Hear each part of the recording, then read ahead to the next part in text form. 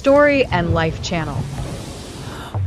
Dam Saleh never imagined that one crumpled lottery ticket tucked inside his second-hand wallet would change everything. He was 31, skinny, hungry, and invisible to the city of Detroit.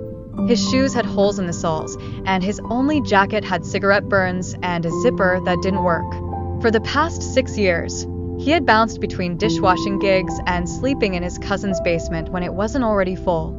Most days, he wandered the streets with a rusted cart full of soda cans, hoping to trade them for just enough change to buy a hot meal or another cheap pack of smokes. Hope was for people who had something to lose. Adam didn't. The ticket came from a gas station he didn't even plan to visit. A stranger ahead of him in line bought a handful of scratch-offs, then left one behind on the counter. The clerk, a bored teenager who'd seen it all, motioned at Adam. "You want it?" Adam took it with a shrug. He almost threw it away when it didn't scratch easily, but something in him, something he hadn't felt in years, told him to try. The numbers didn't register at first. His eyes were used to disappointment. He rubbed them, stared again and then again. $10 million. He laughed. Not a chuckle, but a manic, unhinged laugh that made people in the store step away from him. He ran out into the cold, screaming into the sky. That night, Adam didn't sleep. He didn't eat. He walked, block after block, gripping the winning ticket like it was a live wire. Every few minutes he'd stop, pull it out, and read it again. He didn't trust his own mind. He didn't trust the universe. But the next morning, when he stumbled into the lottery office shaking and sleep-deprived, they confirmed it. He was a millionaire, a multi-millionaire. The news spread fast. A local reporter picked up the story. Homeless man wins big. Detroit's $10 million miracle. The world loved it. He was invited to radio shows, handed free suits, offered investment advice from sleek men with polished teeth. The city smiled at him for the first time in years. He bought a penthouse. He bought a sports car, even though he never learned to drive. He gave his cousin $50,000. He even gave $1,000 to the clerk at the gas station. He felt invincible. For a few months, Adam was high on life. He hired assistants. He partied with people who once crossed the street to avoid him. He met women who laughed at all his jokes and men who called him boss.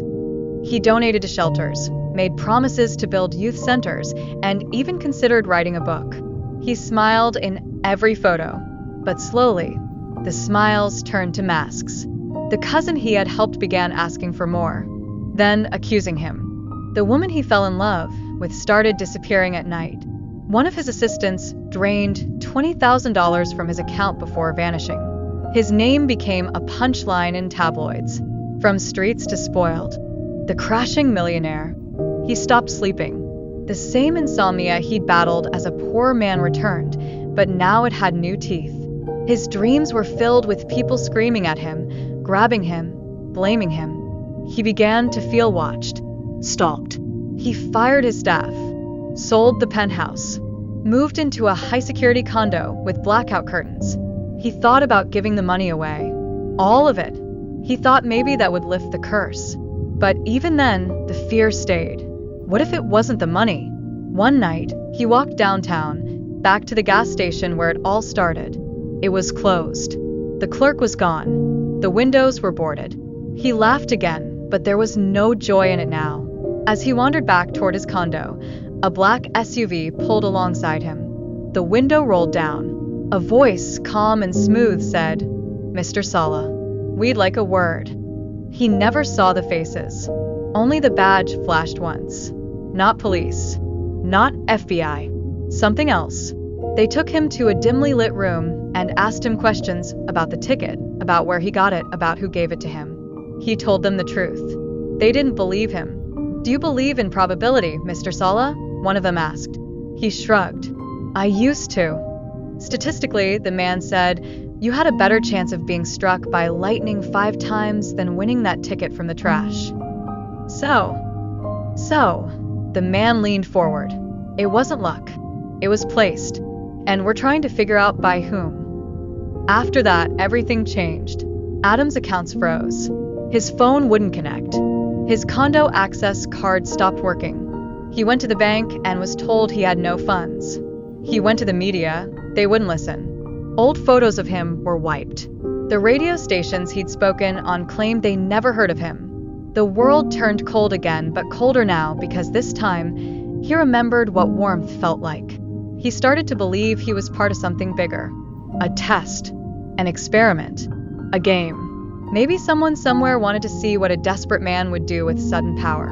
And when a show ended, they pulled the plug. Now, Adam lives in an old RV near the edge of the city.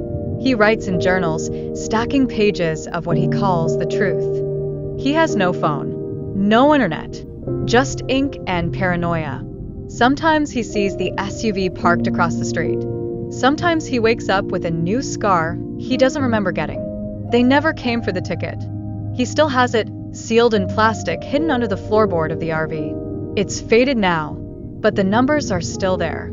Proof. Every now and then, someone knocks on his door. Usually curious kids who've heard the story. He tells them to go away. Tells them money is poison. Tells them it was never about luck. It was a trap. And sometimes, when the wind howls just right and the city lights flicker, Adam steps outside, looks up at the sky, and whispers, "I won, and I lost everything." But one night, cold, silent, and soaked in fog, Adam heard a knock that didn't sound like any before. 3 soft taps. Precise. Timed. He froze. No curious kid. No random drifter. Something about the knock chilled the marrow in his bones. He didn't answer, just stood there barefoot, holding a rusted wrench like it might save his life. Another knock. This time, a voice followed, female. Calm. Familiar. "Adam, I know you're in there." It was her, Layla, the woman he had loved during the whirlwind of fame. The one who disappeared without a trace, who he once believed had betrayed him. She sounded different. Tired. Older. He cracked the door open a sliver. She looked almost like he remembered, but thinner, paler. Her eyes darted like someone always watching the shadows. "You need to come with me," she whispered. He laughed bitterly. "You left me." "I was taken," she snapped. "They didn't want you to know." She pulled something from her coat, a worn USB drive. "They monitor everything, but this isn't connected. It has the file. The original file." "What file?" "The algorithm. The sequence that put that ticket in your hand. You weren't the only one, Adam. You were just the cleanest subject." His head spun. Theories he had buried now began clawing their way back. She walked inside, sat at his table like she'd never been gone. "You were part of an experiment," she continued. "They wanted to test behavioral collapse and extreme socioeconomic shifts. The idea was that poor people handed sudden power would self-destruct. You weren't supposed to last 6 months, but you did." He stared at her. "Why?" "Because you didn't want the money. You wanted meaning. That made you unpredictable, dangerous to the model. They shut it down after you." Adam felt the cold rise in his chest. "What now?" Layla leaned forward. "Now? You leak this to the world. Expose it. Or they find us both, and they erase you for real this time." Before he could reply, the RV lights flickered. They both froze. Outside, tires rolled on gravel. Then silence. She stood. "They're here." "Run?" he asked. "No," she said. "We fight." Adam hadn't held a gun in years, but she handed him one, slick and heavy, from her coat. The next moments blurred. A black figure burst through the door, silent and masked. Adam fired. Once. Twice. Screams. Smoke. Layla tackled another one, slamming his head into the cabinet. They were alive. For now. They left the RV burning, the USB hidden deep in Adam's jacket. They fled north. Layla said she knew someone, a hacker, a former analyst who once worked for the same agency that ran the experiment. They drove 3 days, barely stopping, using cash only, taking back roads. Every shadow was suspect. Every car behind them a threat. In a cabin deep in Ontario, the truth came to life. The hacker, a man named Jonah with burnt fingers and eyes that hadn't known peace in years, decrypted the drive. Video files, Logs. names, Dozens of them. all winners, all chosen, all tracked. Some had vanished. Some were dead. Only Adam survived. Jonah wanted to publish it on the dark web, but they knew that wasn't enough. Adam wanted faces, names, accountability. They planned a broadcast, a full leak with evidence, testimony, raw footage, everything.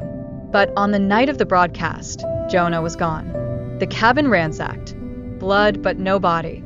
Layla and Adam fled again. Now they live on the edge of civilization, not quite fugitives, not quite heroes. The USB stays with Adam, now duplicated and hidden in multiple places. Every few weeks, another piece leaks online, just enough to keep the truth alive. Never enough for full closure.